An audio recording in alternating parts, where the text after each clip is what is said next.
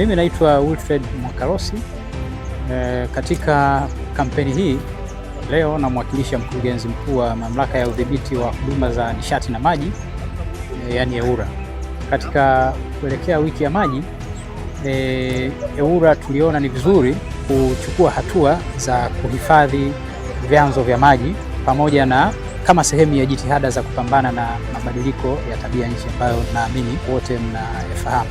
Kwa sababu hiyo tumepanda miti 5,000 na zaidi, na leo tulikuwa tunahitimisha kampeni yetu hii ya kupanda miti. Mji wa Morogoro na viunga vyake ni mji ambao miaka ya nyuma hali ya hewa ilikuwa nzuri sana, na ninyi kama wenyeji wa mkoa huu mtakuwa mnafahamu hivyo. Kama nilivyosema awali, kuna baadhi ya maeneo ya mji wa Morogoro kama milimani kule, ilikuwa hata ukipita mbali kabisa ulikuwa unaona maji yanatiririka, na ushahidi ni huo kwamba baadhi ya maeneo ambayo yalikuwa na maji mengi kama ambayo nimeyataja sasa hivi hakuna maji. Na ukiangalia hata takwimu za uzalishaji maji kwa mji wa Morogoro kwa wenzetu MWAUWASA si nzuri.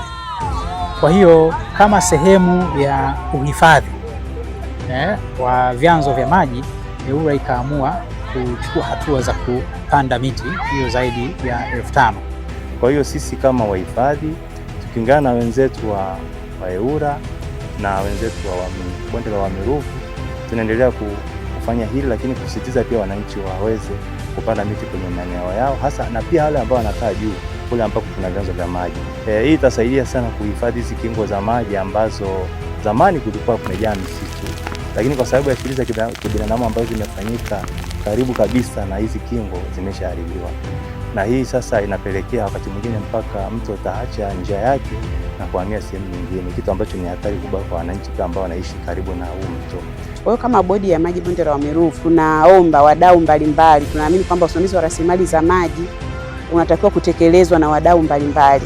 Bodi ya maji bonde la Wami Ruvu peke yetu hatuwezi. Kwa hiyo tunaendelea kuwaita wadau mbalimbali tuhakikishe kwamba tuna hifadhi vyanzo vyetu ikiwemo mto Lukulunge. Tunawashukuru watu wa EWURA wametuletea miti kupitia Wami Ruvu. Ile miti mikubwa ambayo ilikuwa inakinga mto sasa hivi yote imeanguka kwa ajili ya watu, yani wana elimu lakini wao wanafanyaga makusudi kwa ajili ya kukatakata miti, kwa hiyo wanaweza kusababisha mto kuporomoka.